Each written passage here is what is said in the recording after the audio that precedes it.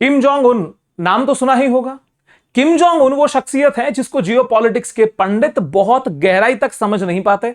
यहां पे दो डिफरेंट ओपिनियन बन जाते हैं। एक ओपिनियन ये होता है कि किम जोंग उन राष्ट्रवादी हैं, अपने राष्ट्र के हित में सोचते हैं, अपने राष्ट्र से हितों से कॉम्प्रोमाइज नहीं करते। तो एक दूसरा ग्रुप ऐसा है, वो ये मानता है कि किम जोंग उन सनकी हैं, दिमाग थोड़ा कम यूज करते हैं और अतिवादी विचारधारा के तहत ये अपने ईगो के सेटिस्फेक्शन के लिए अपने देश की जनता के हितों को कॉम्प्रोमाइज किए बैठे हैं, क्योंकि वहां परेशानियां बहुत ज्यादा हैं। साथियों, ये डिबेट बहुत लंबी है, बहुत आगे तक चलती रहेगी, लेकिन आज की डेट में किम जोंग उनका एक ऐसा कदम है जो इनकी दूरदर्शिता को दर्शाता है कि कैसे बदलते हुए जियोपॉलिटिक्स के समीकरणों में इन्होंने अपने राष्ट्रहित को ऊपर रखते हुए एक ऐसा निर्णय लिया जिसने शायद अमेरिका को एक सख्ते में डाल दिया होगा कि भाई ये मेरी चाल को पहले कैसे समझ गया। सारी बात को डिकोड करेंगे बहुत डिटेल में। साथियों नमस्कार, मेरा नाम है नीरज पारिक, आप देख रहे हैं Neeraj Pareek official YouTube channel. First time हमारे साथ में है तो without any delay truth insight and impactful content के लिए अभी सब्सक्राइब करें और जुड़ जाएं इस फास्ट ग्रोइंग फैमिली के साथ, जहां पे आपको कंटेंट मिलेगा अनबायस्ड एंड अनफिल्टर्ड। बस शर्त एक होगी कि हिंदुस्तान हमारे देश का हित सर्वोपरि होगा।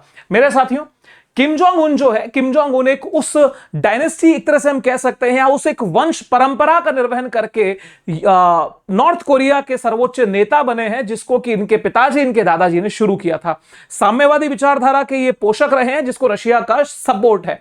जिस समय पे देश बना था उस समय पे यूएसएसआर ने इनको सपोर्ट किया था। इस प्रॉब्लम जो वर्तमान में खड़ी हुई है, ये एक लंबी प्रॉब्लम है जिसकी जड़ें 1950 के आसपास जाती हैं, जब नॉर्थ कोरिया और साउथ कोरिया का बंटवारा हुआ। अब बंटवारे से लेके आज तक के उस इतिहास के बीच में पर्दे के पीछे दो खिलाड़ी खड़े हैं, एक है अमेरिका और एक है रशिया। आज जो प्रॉब्लम हमारे सामने आई है, जिस प्रॉब्लम को खत्म करने के लिए किम जोंग उन ने कदम उठाया है, उसकी जड़ें भी वहीं जाके टिकती हैं। तो उस जड़ों तक हम भी पहुंचने का प्रयास करते हैं दोस्तों। वो है कोल्ड वॉर, शीत युद्ध का दौर है, जो कि सन 1945 के बाद से शुरू हो गया था। मेरे साथियों, आपको पता होगा 1939 टू 1945, 1939 से 1945 तक इस दुनिया के अंदर द्वितीय विश्व युद्ध चला। द्वितीय विश्व युद्ध में दो ग्रुप बन चुके थे। एक ग्रुप जो था वो मित्र राष्ट्रों का कहलाता था, जिसके अंदर अमेरिका, रशिया, ब्रिटेन मेनली हुआ करते थे, और दूसरा ग्रुप जो था वो धुरी राष्ट्रों का समूह था, यानी एक्सिस पावर हुआ करती थी, जिसमें इटली था, जर्मनी था और जापान प्रमुख रूप से हुआ करते थे। यहां पे चर्चा होगी जापान की, कि जापान ने, आपको जानकारी होनी चाहिए कि जापान एक एग्रेसिव नेशनलिज्म की तरफ जब दौड़ा था तो उसने ताइवान को भी अपने कब्जे में लिया था।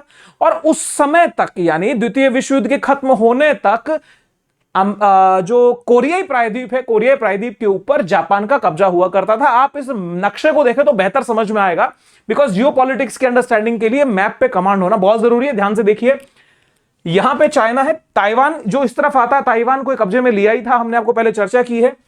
और ये जो हिस्सा है ये कोरियन पेनिनसुला का, कोरियाई प्रायद्वीप का, और जापान बहुत नजदीक है। तो जापान के पास में ये बहुत लंबे समय तक ये कब्जे में रहा। लेकिन जैसे ही द्वितीय विश्व युद्ध खत्म होता है, जापान की हालत तो खराब हो चुकी थी। हिरोशिमा और नागासाकी पे अमेरिका ने जो बॉम्ब गिराए थे, उसके बाद में उसने सरेंडर किया और इसी के साथ में द्वितीय विश्व युद्ध की आधिकारिक समाप्ति की घोषणा होती है। अब ताइवान जो था, ताइवान तो लौटा दिया गया चीन को, जहां पे जो वहां के समय की जो लोकतांत्रिक सरकार हुआ करती थी, वो वहां पे उसको संभाल करके चल रही थी। लेकिन कोरिया के संदर्भ में विवाद खड़ा हुआ दो मित्र राष्ट्रों के बीच में, एक अमेरिका, एक रूस। अमेरिका और यूएसएसआर, मतलब रूस जहां बोल रहा हूं उसको आप यूएसएसआर ही समझिए, तो अमेरिका और यूएसएसआर के बीच विवाद हुआ कि भाई इसको हम सुलझाएं कैसे, तो कौन सा किसके पास हो, क्या इसको पूरा राष्ट्र बना दिया जाए। तो चाहते तो पूरा राष्ट्र भी बना सकते थे, लेकिन यहां पे हुआ क्या, 38 डिग्री समानांतर रेखा, यानी 38 डिग्री अक्षांश रेखा को आधार बनाया गया और इस देश के दो टुकड़े कर दिए गए। जो नॉर्थ की तरफ रहा वो रशिया के कंट्रोल में, यूएसएसआर के कंट्रोल में आ गया, और साउथ वाले हिस्से को अमेरिका के नेतृत्व में छोड़ दिया गया। तो अमेरिका जब यहां पे अपने नेतृत्व में यहां पे सरकार का गठन कराया, तो वो सरकार लोकतांत्रिक थी, पूंजीवादी थी, अमेरिका की विचारधारा के सपोर्ट में बनी। दूसरी तरफ जो नॉर्थ साइड का हिस्सा था, उसमें जो लीडरशिप खड़ी हुई वो लीडरशिप साम्यवादी थी, रशिया के और चाइना के विचारधारा से प्रभावित थी, और रशिया के यूएसएसआर के बल से वो अपना काम यहां करने लगे। सर मामला ठीक था, और 38 डिग्री की जो लाइन थी वो बड़ी इनके बीच की एक रेखा थी, लेकिन ध्यान रखिएगा वो एक टेम्परेरी सॉल्यूशन था, परमानेंट सॉल्यूशन वो था नहीं। सीमा विवाद जो था वो शुरू से इन दोनों देशों के बीच में सर शुरू हो गया, एक एकीकृत देश के रूप में हमारे सामने था, जो कि जापान का ही उपनिवेश उस समय पे हुआ करता था। अब ये बंटवारे की बात हमने आपको ऑलरेडी बता दी, 38 डिग्री समानांतर पे हुआ। अब एक प्रश्न थोड़ा सा समझिएगा जिससे कि कॉन्टेक्स्ट आपको और गहराई में समझ में आए, वो ये कि भाई अगर 38 डिग्री समानांतर यानी 38 डिग्री लैटिट्यूड को, जो नॉर्दर्न लैटिट्यूड को लाइन माना, तो फिर ये लाइन तो सर इस तरह से सीधी हो जानी चाहिए थी। अब ये सीधी ना होके ये मैप ऐसा क्यों बन रहा है, ये आड़ी टेढ़ी लाइनें क्यों हैं? मतलब सीमा रेखा सीधी थी तो ये बराबर का डिवाइडेशन होना चाहिए था। आज के टाइम में लाइन जो है वो ये है। फिर ये मिलिट्री डिमार्केशन लाइन क्या है, ये डीमिलिटराइज जोन क्या है, इन सारी बातों को समझेंगे तो कॉन्टेक्स्ट और अच्छे से क्लियर होगा। दोस्तों बात को इस ढंग से समझिए कि जब ये 1950 का समय आया, 1950 में नॉर्थ कोरिया ने साउथ कोरिया पे अटैक कर दिया। अब जब अटैक हुआ तो दोनों सेनाएं आमने सामने आई। अब आश्चर्यजनक रूप से आप ये पाएंगे कि साउथ कोरिया की तरफ से, साउथ कोरिया तो फ्रंट में लड़ रहा है, लेकिन उसके पीछे के जो किरदार हैं उन किरदार में यूएस का होना स्वाभाविक था, इसमें तो कोई शक नहीं है। उसके साथ साथ में यूएस के साथ साथ में जो एक संस्था के फोर्सेस और लड़ रही थी, देखिए सर वो कौन है, यूनाइटेड नेशन। इसीलिए हम कहते हैं कि यूएन जो है, दुनिया की जो बड़ी बड़ी संस्थाएं हैं वो अमेरिका के ही इंस्टीट्यूशंस हैं जो कि बैकएंड पे उसको सपोर्ट करते हैं। यूएन फोर्सेस लड़ी है अमेरिका के साथ में, साउथ कोरिया के साथ में, नॉर्थ कोरिया के अगेंस्ट में। आप समझ रहे हैं, नॉर्थ कोरिया के पक्ष लड़ने के लिए रशिया यानी यूएसएसआर की सेनाएं थी, कुछ हद तक चाइना का सपोर्ट मिला। दोनों देशों के बीच में तनाव बढ़ता गया, फाइट होती गई। अब क्या होता है सर, इस युद्ध ने दोनों देशों को और स्थायी रूप से अलग कर दिया। तनाव तो पूरी तरह से था, एकीकरण की तो कोई बात ही नहीं थी। अब ये जो मैप है सर, इसको बहुत गौर से आप देखेंगे तो आप पाएंगे कि इस 38 डिग्री के इस तरफ में लगभग 3900 स्क्वायर किलोमीटर का एरिया कब्जा कर लिया नॉर्थ कोरिया ने, और 38 डिग्री के नॉर्थ में, जो कि उनकी बॉर्डर लाइन नहीं थी, उसके लगभग 4300 स्क्वायर किलोमीटर का एरिया कब्जा कर लिया साउथ कोरिया ने। इसका मतलब यह हुआ कि 11/8/1945 से 25/6/1950 यानी 11 अगस्त 1945 जिस दिन यह समझौता हो रहा है, तब से लेकर 25 जून 1950 तक तो 38 डिग्री समानांतर रेखा काम कर रही थी। लेकिन सरन मैम, जब यह घटना होती है 27 जुलाई 1953 को, तो 4300 स्क्वायर किलोमीटर का एरिया एक्स्ट्रा ले लेता है कौन, साउथ कोरिया, और 3900 किलोमीटर का साउथ में बढ़कर के एरिया कवर कर लेता है नॉर्थ कोरिया। फिर जब यहां सीजफायर डिक्लेयर होता है तो बस सर वही जो लाइन कहलाती है, यही लाइन जहां पे आज इनकी सीमा रेखा है, इसको मिलिट्री डिमार्केशन लाइन कहते हैं। जैसे भारत में आप एलओसी को देख सकते हैं, लाइन ऑफ कंट्रोल, भाई जहां सेनाएं थी बस वहीं पे सीज फायर हो गया। और उसके जो 2 किलोमीटर का एरिया है, 2 किलोमीटर साउथ कोरिया की तरफ, 2 किलोमीटर नॉर्थ कोरिया की तरफ, वही जो एरिया है मेरे दोस्तों, ये एरिया डीमिलिटराइज जोन कहलाता है। मतलब यहां पे मतलब जिसको सेनाओं का ये माना जाता है भाई यहां पे युद्ध हम नहीं करेंगे, डीमिलिटराइज होगा, सेनाओं को दूर रखा जाएगा। तो ये कॉन्टेक्स्ट आपको क्लियर हो गया। तो कुल मिलाकर के निकल के क्या आया कि ये विवाद में जब यूएन आया है, यूएन आया मतलब अमेरिका उसको साथ में एंट्री लेके आ गया और विवाद खत्म हो गया 1950 के आसपास की साहब ये सीमाओं का लड़ाई झगड़ा और तनाव जो था वो वैचारिक था, वैचारिक तनाव ने जन्म ले लिया। अब साहब सीधे सीन को चेंज करके आ जाइए प्रेजेंट में। प्रेजेंट में जब आप आएंगे तब ये जो 1953 का समझौता और ये सब है, ये यहां पे आपको असर दिखाने शुरू करेंगे। तो डोनाल्ड ट्रंप को कौन सी बात ऐसी हो गई कि डोनाल्ड ट्रंप की पोल सामने आ गई, या डोनाल्ड ट्रंप यानी अमेरिका की कौन सी एक्टिविटी को नॉर्थ कोरिया ने भाप लिया और भाप करके अपने बचाव पक्ष में अपने निर्णय ले लिए। साथियों थोड़ा सा चीजों को समझिए, हम जब कॉन्टेक्स्ट को जोड़ करके देखेंगे तो कनेक्टिंग द डॉट्स होने पे एक इमेज उभर के आएगी जो कि हमारे को जियोपॉलिटिक्स को एकदम क्लियर कर देगी कि अमेरिका क्या चाह रहा है। आपको ये अच्छे से पता है कि यूक्रेन और रशिया का जो टेंशन चल रहा है, इस यूक्रेन रशिया टेंशन में 2014 से ही तनाव बढ़ चुका था जब क्रीमिया को इन्वेड किया था रशिया ने। लेकिन जब 2022 में दोनों देशों के बीच में युद्ध शुरू हुआ तो मामला काफी गंभीर हो गया। अमेरिका ने खुद को सरपंच घोषित किया और कहा जी हम विवाद को निपटा देंगे। इसी विवाद के बीच में बहुत सारे सैंक्शंस का मामला, टैरिफ वॉर, ये सब चलता रहा। लेकिन इसी बीच में यूक्रेन ने रशिया के ऊपर एक ऑपरेशन स्पाइडर्स वेब चलाया था।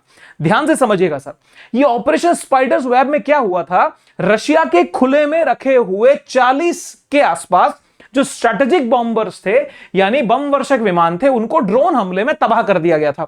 अब प्रश्न यह आता है कि भाई ड्रोन हमले में तबाह किया तो ये बाहर रखे क्यों थे? तो समझ लीजिए दोनों देशों के बीच में, अमेरिका और रशिया के बीच में एक संधि है। उस संधि के तहत दोनों देशों के लिए आपस में समझौता किया है कि हम हमारे जो बम वर्षक विमान है वो खुले में रखेंगे, जिससे सैटेलाइट के माध्यम से दोनों की पोजीशन, दोनों देश आपस में एक दूसरे की देख सकें और एक वो जिसको हम कहते हैं डिटरेंस जो है वो डेवलप हो सके, शांति की तरफ एक माहौल बरकरार रहे, विश्वास बन जाए भी हाँ मामला ठीक है। लेकिन सर इसके बीच में आपको ये पता होना चाहिए कि जब ये एक्शन यूक्रेन की तरफ से लिया गया तो जेलेंस्की जिस तरीके से प्रेजेंट हुए इस दुनिया में, ये सबको पता था भाई इसको बैक कर रहा है यूएसए। यानी जब नाटो बैक कर रहा है तो नाटो की बैक कौन है? नाटो की बैक अमेरिका है। इस बात को बहुत गौर से देखिएगा सर। और यहां पे जो हमले हुए थे वो हमले किसी सेना ने जाकर के, व्यक्ति ने तो किए नहीं थे, ये ड्रोन अटैक थे। और ये ड्रोन जो यहां से जिस देश से आए थे वो देश है टर्की।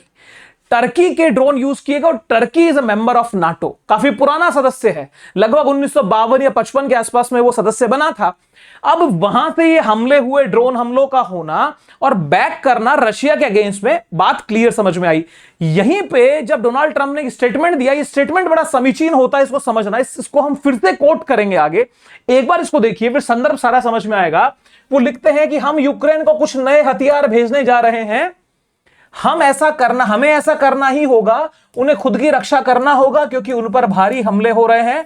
डोनाल्ड ट्रंप अमेरिकी राष्ट्रपति, मतलब यूक्रेन को एक तरह से उसका विक्टिम कार्ड खेला गया, बताया गया कि भैया ये तो बेचारा है और तकलीफ में, हम तो मतलब बोलते हैं व्हाइट मेन्स बर्डन थ्योरी आज भी जिंदा है इनके दिमाग में। इनको ये लगता है कि हम सब पवित्र कर देंगे जी, हम आ गए हैं, हम सहयोग इसका करेंगे। अब बात ये समझिए कि इस बीच को क्या पुतिन नहीं समझ रहे कि खेल कहां चल रहा है? पुतिन को मेरे साथियों 48 बार मीटिंग का अनुभव है अमेरिका के राष्ट्रपतियों से, ये 25 साल का अनुभव, उधर पहली मीटिंग दूसरी मीटिंग उनके 10 साल, तो सर एक बहुत लंबा खेल हो चुका है। पुतिन का अनुभव बहुत जबरदस्त है, तो पुतिन ने अपने अनुभव से चीजों को भाप लिया। अब साहब आपको पता हो तो एक रेफरेंस के लिए वीडियो बता रहा हूं, ये वीडियो, जब ये वीडियो पूरा देख लें उसके बाद में जाके आप ये वीडियो जरूर देखिएगा जो आपको आई बटन में दिख रहा है। यहां पे हमने कवर किया था कि कैसे रशिया जो है वो अब चाइना और नॉर्थ कोरिया का एक नया ट्रॉइका डेवलप कर रहा है, एक नया त्रिकोण बना रहा है। और ये खबर है सर 14 जुलाई 2025 की, बहुत पुरानी नहीं है, लगभग पिछले महीने ही ये खबर आई आपके सामने। नॉर्थ कोरिया किम ऑफर्स रशिया अनकंडीशनल सपोर्ट, बात को समझिएगा, अनकंडीशनल सपोर्ट रशिया को देने की बात कही। अपने देश से मजदूर वहां भेजे, अपने देश से सैनिक वहां भेजे। और अगर आप गवाह बने हैं उस तस्वीर का जो कि आज काफी वायरल हो रही है, जिसमें किम जोंग उन ओपन में, खुले में श्रद्धांजलि दे रहे हैं अपने उन सैनिकों को जो शहीद हो गए हैं रशिया के पक्ष में लड़ते हुए, तो एक तरह से, और वो आंसू बहा रहे हैं, उनके साथ में उनके सैनिक जो और हैं उनके भी आंसू निकल रहे हैं। तो ये बात प्रमाणित करती है इनका कन्विक्शन, इनका कमिटमेंट कि किस तरीके से वो रशिया को खुला सपोर्ट वो देके बैठे हैं। अब मेरे दोस्तों उसी के प्रतिफल में ministry of foreign affairs Russia का भी ये ट्वीट जो है वो देखा गया, जब उन्होंने थैंक्स कहा कि भाई आपने हमारे लिए इतना जो सपोर्ट किया, सरगेई लैवरोव आप आए, वहां पे मीटिंग हुई सरगेई लैवरोव के साथ में, तो भाई बहुत बढ़िया है, हमारी बॉन्डिंग बड़ी मजबूत है। अब मेरे दोस्तों यहां पर ये जो मैप आप देख रहे हैं ये उनकी जियो लोकेशन बताएगा, जो कि आपको और समझ विकसित कर देगी। नॉर्थ कोरिया, ये बॉर्डर है सर, ये है चाइना और ये है रशिया, तो कुल मिलाकर के चाइना, रशिया और नॉर्थ कोरिया तीनों एक दूसरे के साथ में यहां पे मिलते हैं। तो ज्योग्राफिकली भी ये बहुत क्लोज हैं, जैसे हम और हमारा कोई पड़ोसी देश। तो कुल मिलाकर के वैचारिक समानता है, भौगोलिक एक दूसरे के साथ में समानता है, और जो आपसी संबंध है अमेरिका के खिलाफत का, वो इन दोनों देशों को बहुत करीब लाए बैठा है। वहीं पर यह ट्रॉइका जो है वो एक नेचुरल एक्सिस बनकर के खड़ा हुआ है, जिसमें कोई शक नहीं है।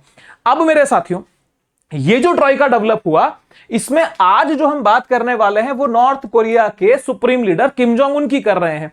अब यहां हो क्या गया, बात को समझे मेरे दोस्तों। अमेरिका जी की लोकेशन है यहां पे। अब आप दो तीन चीजों को देखेंगे तो आपको पॉइंट क्लियर होगा।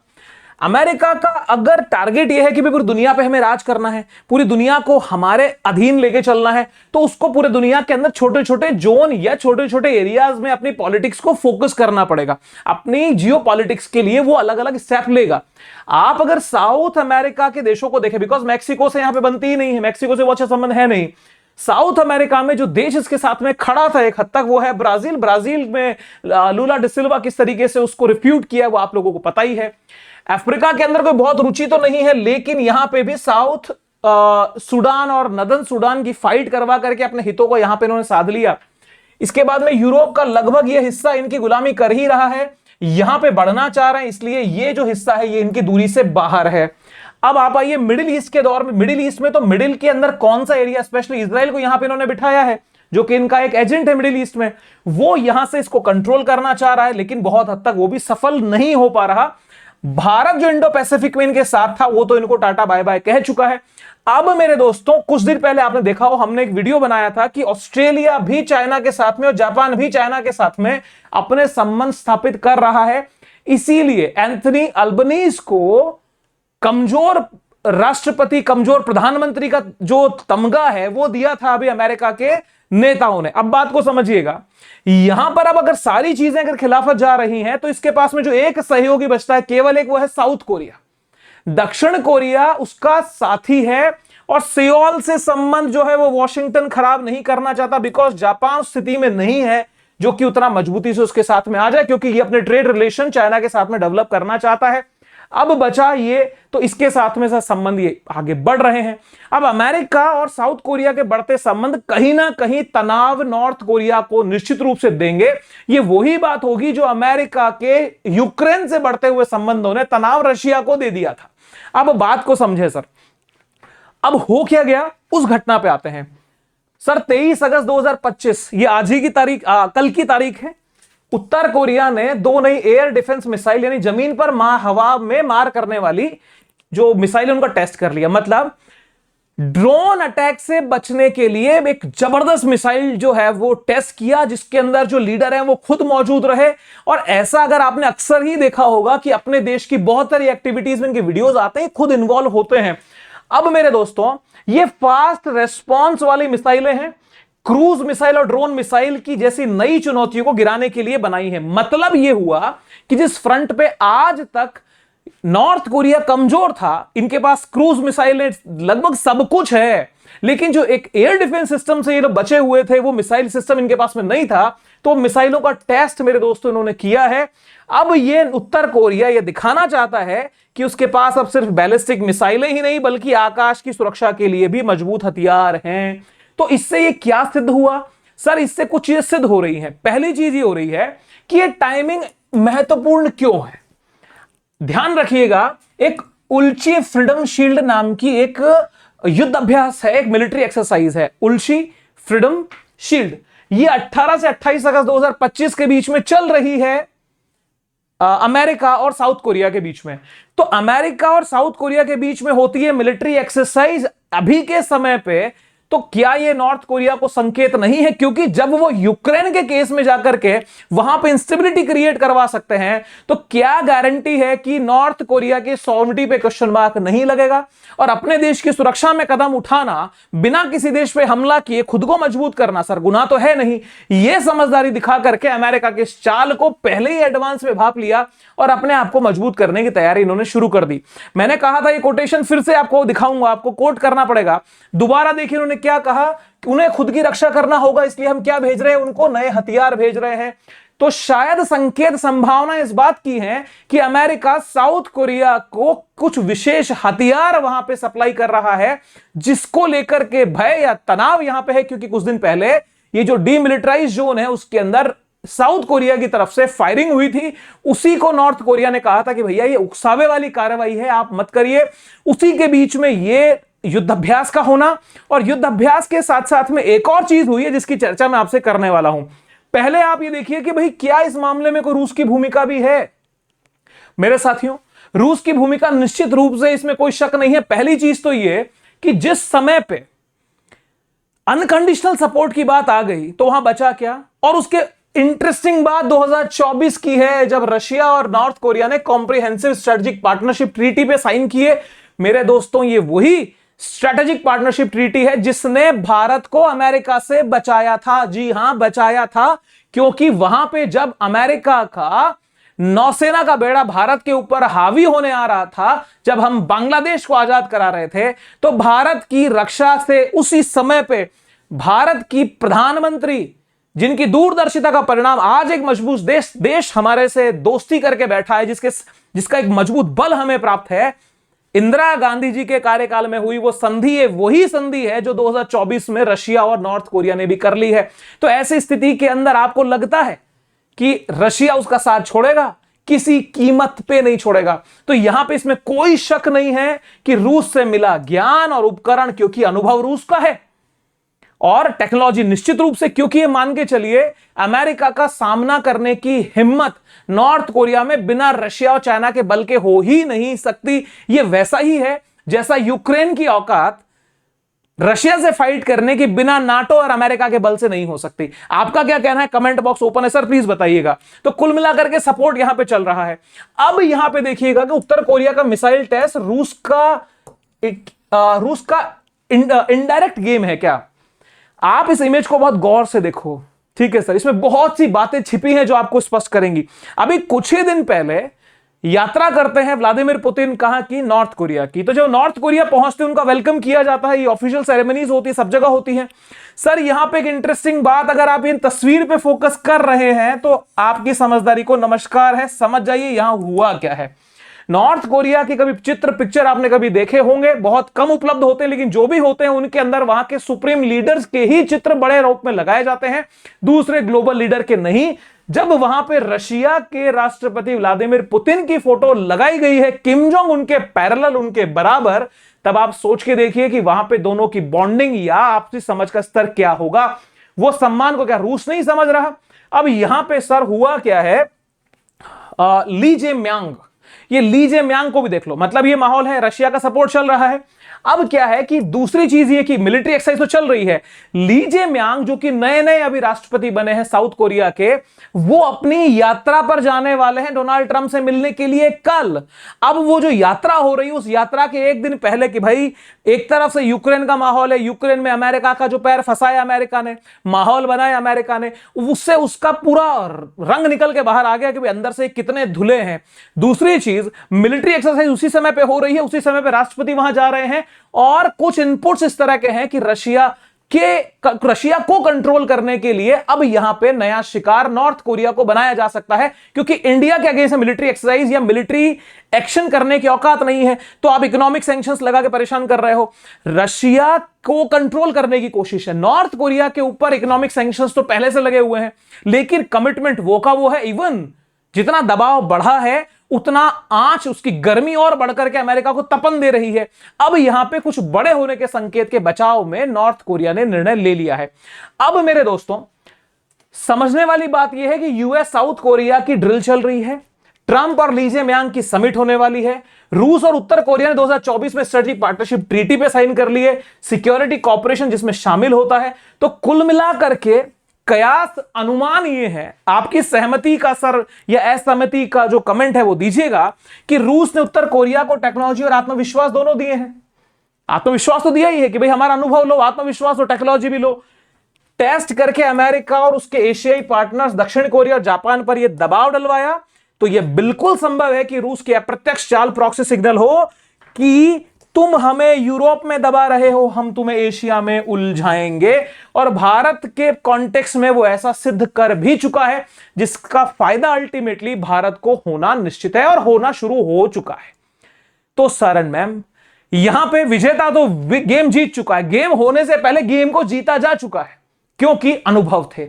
अब यहां पर अमेरिका और ट्रंप की भाई क्या ये कमजोर पड़ेंगे? इनकी भी तो कंडीशन देखनी पड़ेगी ना। तो सर पहले ट्रंप के बारे में जानो, ट्रंप के ग्लोबल पॉलिटिक्स में यहां क्या होगा। अमेरिका यूरोप में रूस से जूझ रहा है, कंफर्म बात है। मध्य पूर्व में ईरान चुनौतियां बढ़ा रहा है, क्योंकि फिर से वो बात बोल रहे हैं कि भैया हम एनरिचमेंट या हमारा न्यूक्लियर प्रोग्राम रुका नहीं है, हम हारे नहीं हैं। इंडो पैसिफिक में चीन भारत रूस का समीकरण अमेरिका के खिलाफ बन रहा है, बन चुका है मजबूती से। साउथ अमेरिका में ब्राजील खिलाफ हो चुका है। अब उत्तर कोरिया भी टाइमिंग वाले मिसाइल टेस्ट से अमेरिका को दिखा रहा है कि एशिया में उसकी पकड़ ढीली पड़ रही है। अब बात यह है कि ये तो बात अमेरिका को एक्सपोज करेगी, अमेरिका को कमजोर करेगी, लेकिन क्या सिर्फ टेस्ट कर लेना क्या किसी देश को कमजोर कर देगा? प्रमाणित करते हैं सर इस बात को। ये तो खैर मैप आपके सामने है ही, किस किस तरह से कहां रिलेशंस बिगड़े। अब ट्रंप की पोजीशन देखो सर, ट्रंप क्या है सर, शांति का नोबेल चाह रहे हैं। अब शांति का नोबेल चाहना, उसके लिए काम करने बहुत फर्क है। इनके एक्शंस ने सर इनकी वाट लगा दी है, बढ़िया वाली वाट लगा दी है। अब ट्रंप खुद हमेशा क्या कहते हैं कि अमेरिका को अनावश्यक युद्धों से बचना चाहिए, ठीक है, बात बोल रहे हैं ना, अनावश्यक युद्ध नहीं होने चाहिए दुनिया में। अब अगर कोई मान लीजिए मिलिट्री एक्सरसाइज कर रहा है तो पूछा जाएगा भाई तुम क्यों कर रहे हो? युद्ध नहीं होने चाहिए, नहीं तुम एक्सरसाइज नहीं करोगे, कोई एक्सरसाइज नहीं होगी। जब युद्ध नहीं करना तो युद्ध की एक्सरसाइज क्या करनी है भाई? उसी के लिए अगर उनके दौर में बार बार ऐसे टेस्ट होते हैं ठीक है, टेस्ट हो रहे हैं। आप टेस्ट क्यों कर रहे हो? युद्ध करना ही इसीलिए कर रहे हो।